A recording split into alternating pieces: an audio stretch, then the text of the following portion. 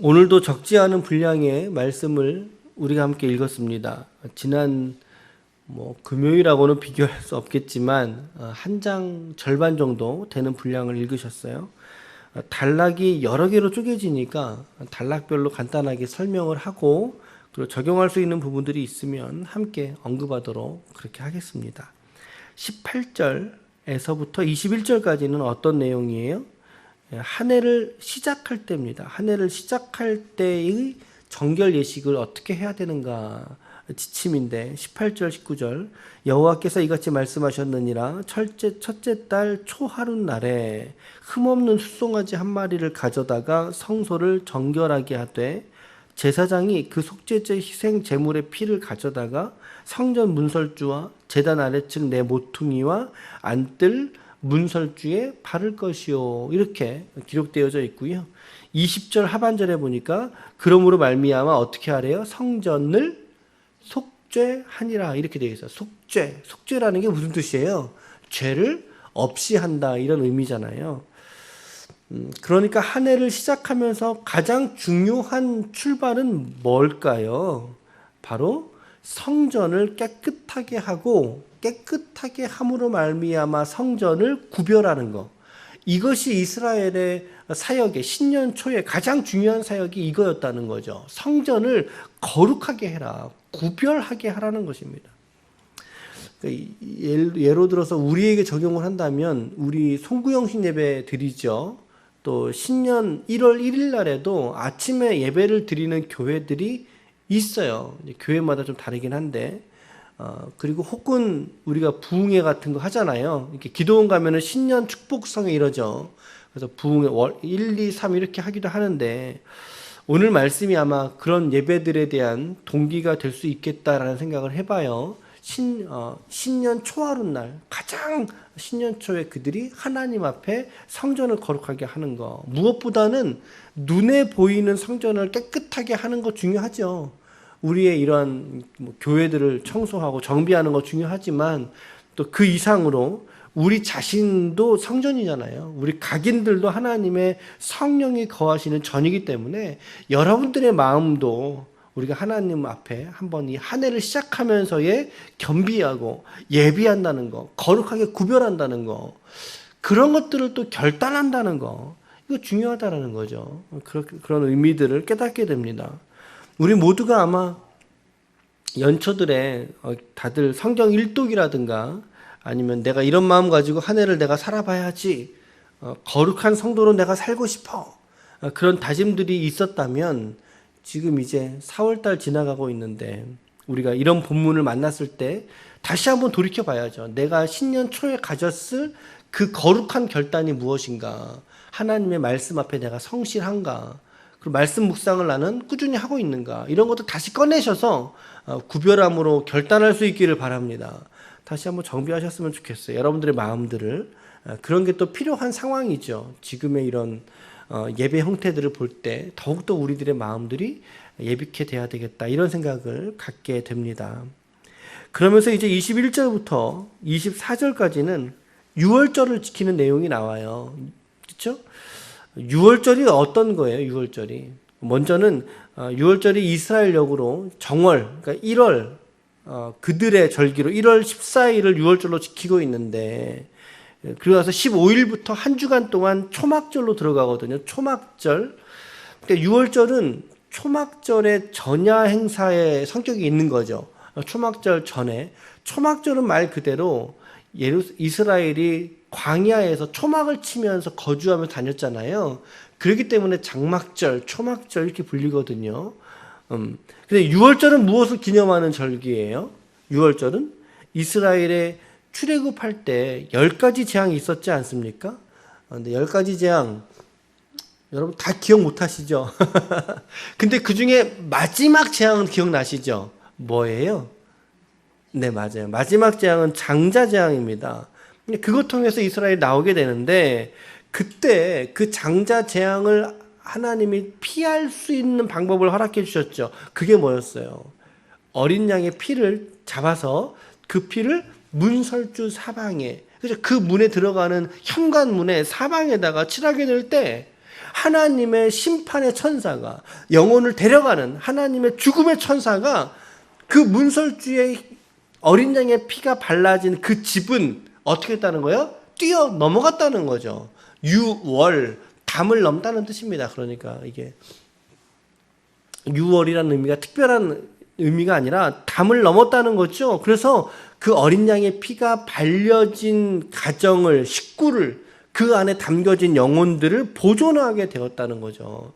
그렇게 하나님이 우리를 살려주셨다라고 하는 것을 기념하는 절기. 이게 유월절이에요. 유월절.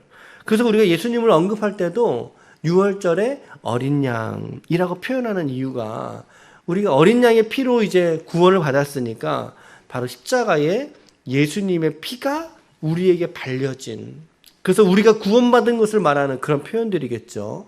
그래서 유월절을 특별히 예수님하고 연결지어지는 아주 중요한 절기가 바로 유월절입니다. 유월절. 그렇죠. 그래서 하나님이 왕에게 이 명절 동안에 어떻게 하래요? 백성을 위해서 속죄와 번제를 드려라, 이렇게 명령하고 있어요.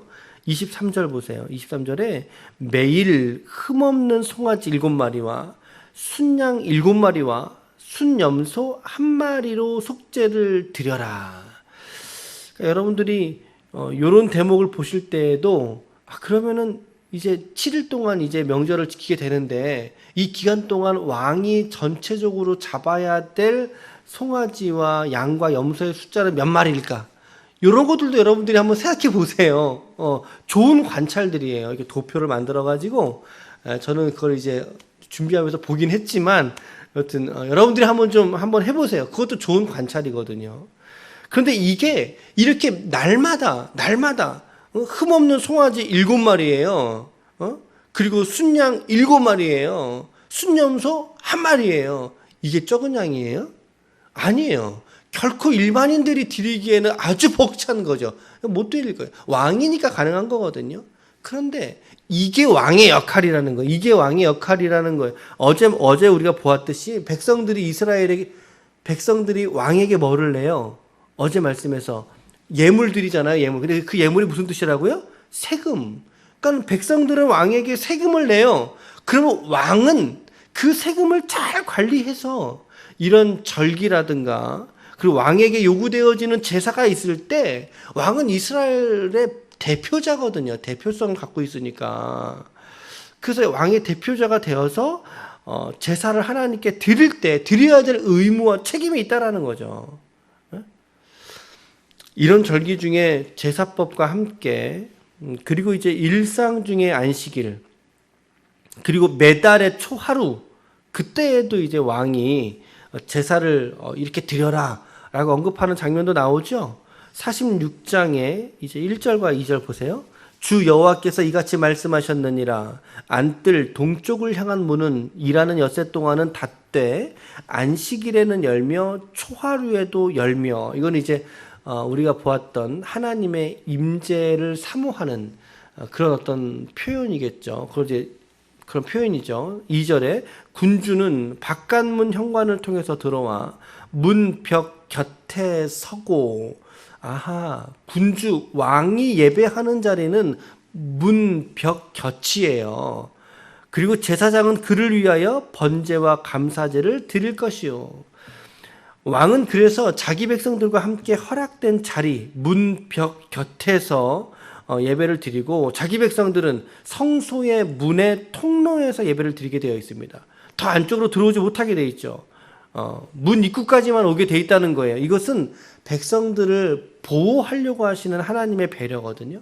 그러니까 하나님은 거룩한 분이셔서 죄가 다 해소되지 않은 사람이 가까이 하게 될 때 그 사람이 하나님께 정죄를 받을 수 있단 말이에요. 이것은 이제 하나님과의 사회적 거리를 두는 거죠. 하나님은 너무나 거룩하신 분이고, 또 우리 인간들은, 평범한 인간들은 너무나 더러운 영혼들이기 때문에, 더럽기 때문에 하나님과의 거리를 두어서 안정적으로 그의 영혼을 보존하게 하시려는 하나님의 보호 조치였다. 하나님의 보호 조치였다. 근데 이제 특이한 점은 9절인데요. 9절에 보니까 모든 정한 절기에 이 땅 백성이 나 여호와 앞에 나올 때에는 북문으로 들어온 사람은 어떻게 해요? 남문으로 나가래요. 예, 북문으로 들어와서 경배한 사람은 남문으로 나가고, 남문으로 들어와서 경배한 사람은 북문으로 나가라. 들어온 문으로 도로 나가지 말고 그 몸이 앞으로 향한 대로 나갈지며. 이런 데서는 어떤 의미를 찾을 수 있을까요? 여러분들이 한번 생각해 보세요. 이게 어떤 의미일까? 여러분들이 한번 생각해 보세요. 나름대로의. 북문에서 들어왔으면 남쪽으로 나가고, 남문으로 들어왔으면 북문으로 나가라. 그런데 그 몸이 앞으로 향한 대로 나가라. 뒤돌아서지 말고. 이게 무슨 의미가 있을 것 같은데, 여러분들이 한번 생각해 보시기 바랍니다. 왜 이런 말씀을 하셨을지. 자, 그리고 이후에 군주가 감사제를 드리는데, 그리고 군주가 드려야 될 상번제가 있다고 말씀하시죠. 13, 14, 15절. 제 성경 쪽에는 매일 드리는 제사 이렇게 돼 있어요. 요 3절에 계속 반복되는 단어가 하나 있어요. 그게 뭐예요? 그렇죠. 예, 아침마다라고 하는 단어잖아요.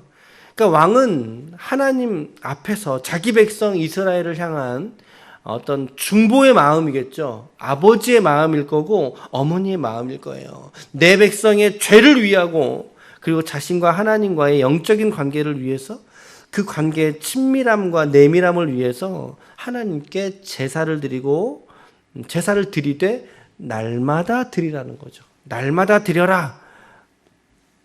여러분, 우리가 이런 마음으로 살아야 돼요. 날마다 드리는 이 군주와 같은 마음이죠. 자기 백성을 위해서, 또 자기의 영혼을 위해서 하나님 앞에 엎드릴 수 있어야 된다는 거죠. 날마다 엎드릴 수 있어야 된다.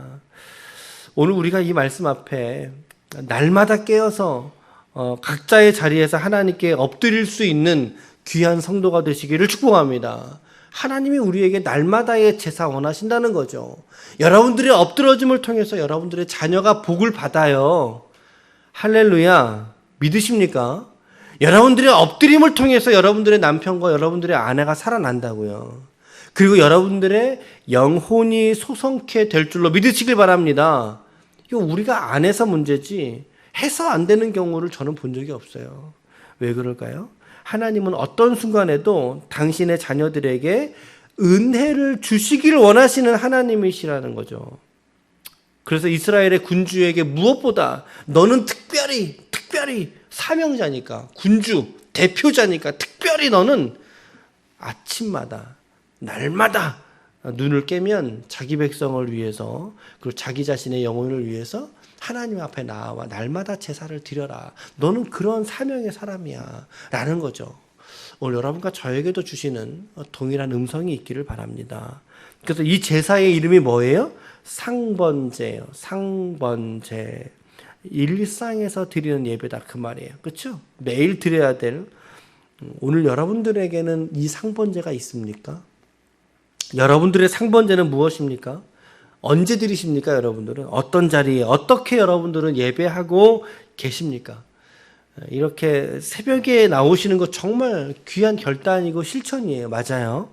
그런데 이것만이 아니라 여러분들의 피곤한 눈을 뜨고 그 아침 첫 시간에 하나님께 기도하시라는 거죠.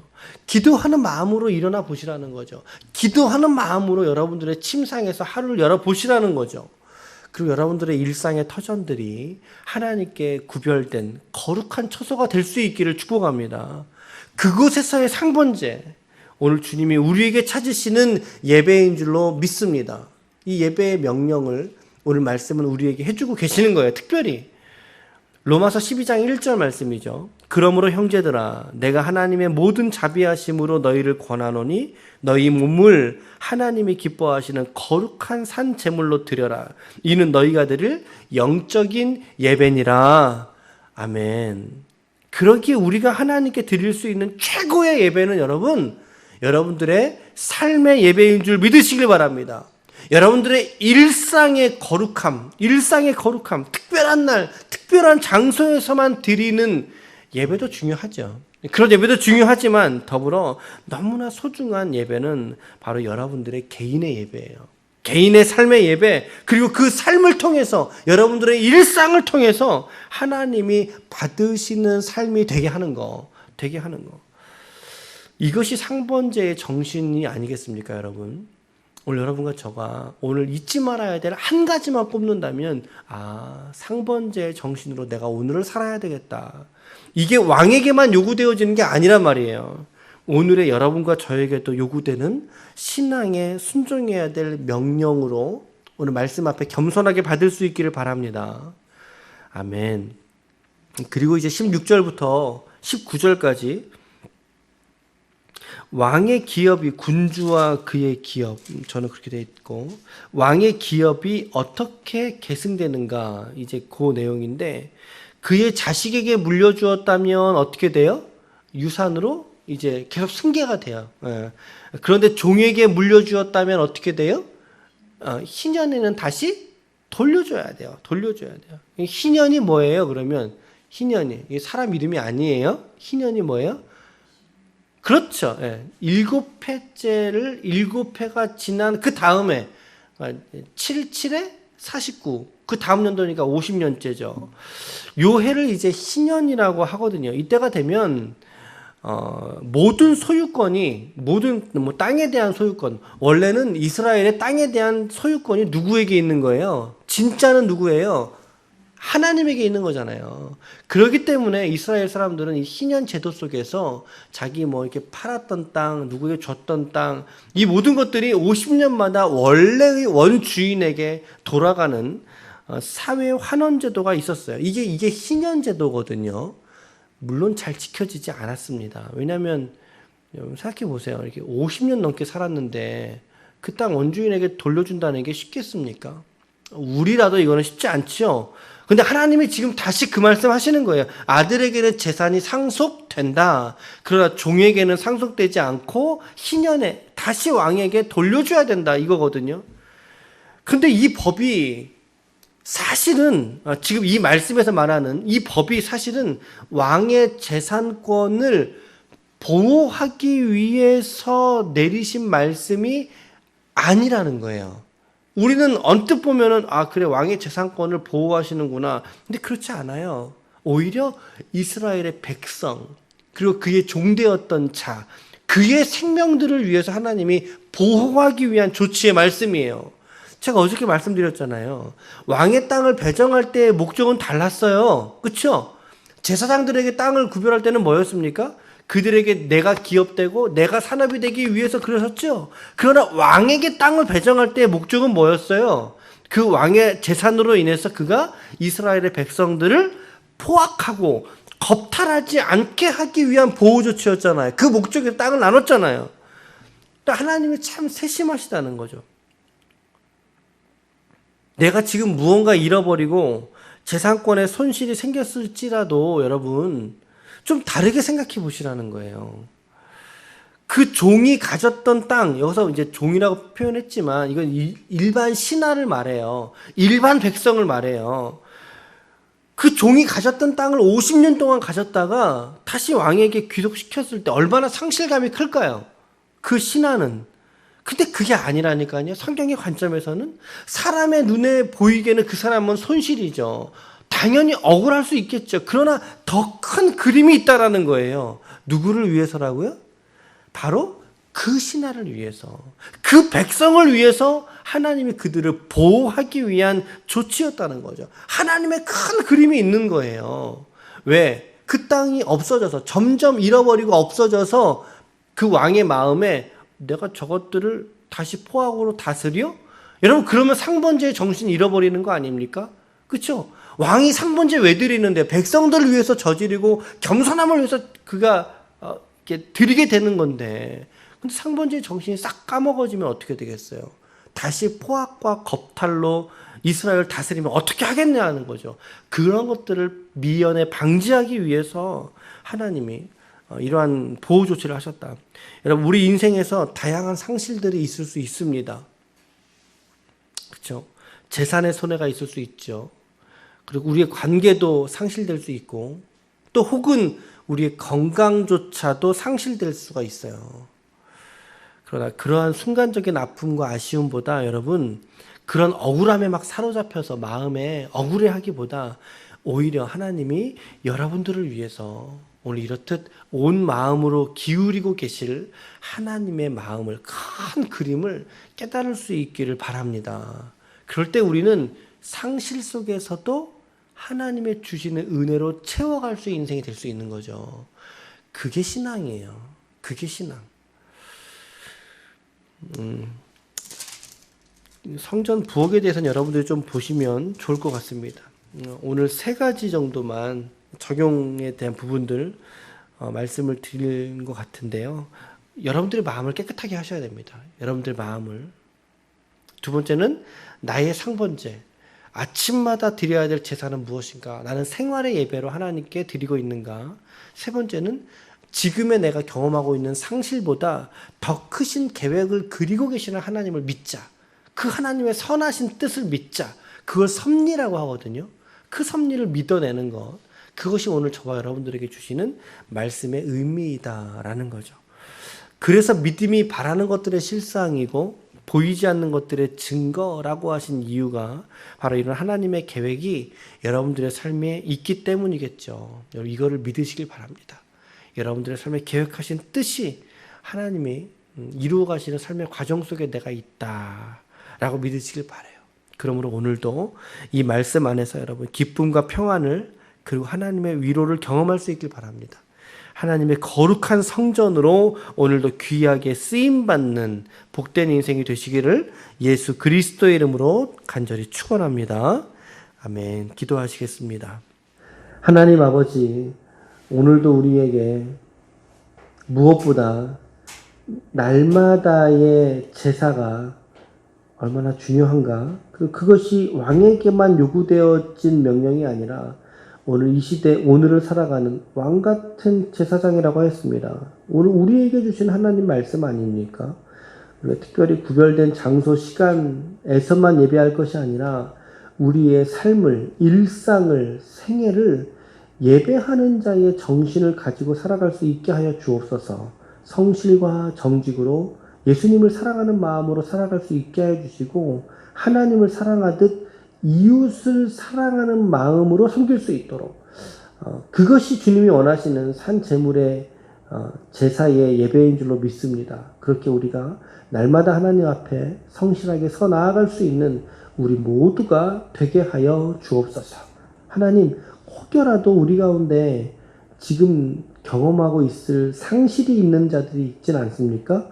건강을 잃어버려서 혹은 돈을 잃어버려서 어떤 관계를 잃어버려서 아파하고 있는 지체들이 있다면 하나님 이 상실보다 더 크신 계획 속에 우리를 바라보고 계시는 하나님을 믿고 오늘도 든든하게 힘있게 하나님의 뜻이 내 안에 이루어지리이다 라고 하는 마음을 정말 가지고 마음의 중심에서 겸손히 나아갈 수 있는 우리 귀한 지체들이 될 수 있도록 도와주시옵소서. 오늘 하루도 하나님 앞에 우리의 일상의 주권을 내어 맡길 때 예수님의 이름으로 기도드렸습니다. 아멘.